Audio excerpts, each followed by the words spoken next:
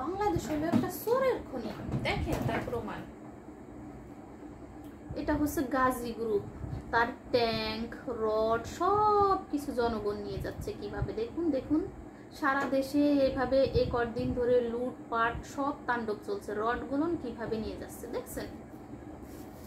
আরেকটা দেখায়, এই আপু বলতিছে যে এই জন্য কি 11 দিন রাস্তায় ছিলাম, এই চুরি করার জন্য, এই সব করার জন্য।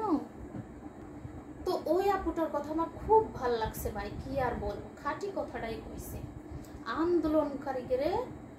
আন্দোলনকারীদেরকে ভাই আমিও সমর্থন করলাম। তারপর তারা যখন বিজয় মিছিল নিয়ে গণভবনে গেল, কি করলো দেখছেন। এ তো সব শিক্ষিত পোলাপান।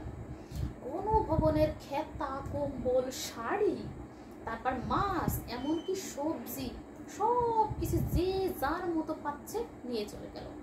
এটা কি ঠিক হয়েছে? একটা খাঁটি কথা বললেন তো, এটা কি ঠিক হয়েছে?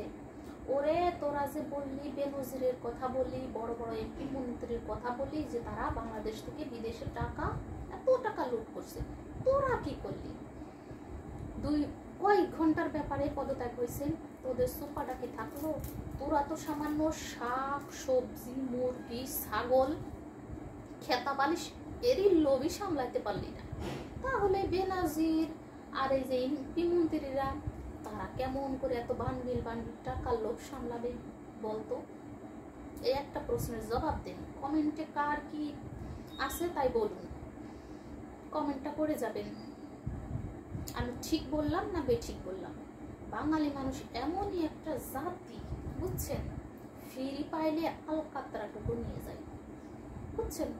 এই যে পদত্যাগের পরে যে কয়দিনে সারা দেশে যে নৈরাজ্য চললো, ভাঙচুর লুটপাট, এটাই হচ্ছে তার জ্বলন্ত প্রমাণ। বাঙালিরা কি জিনিস, এদেরকে শুধরানোর মতো কেউ নাই, এখনো হয়ে পারি নাই।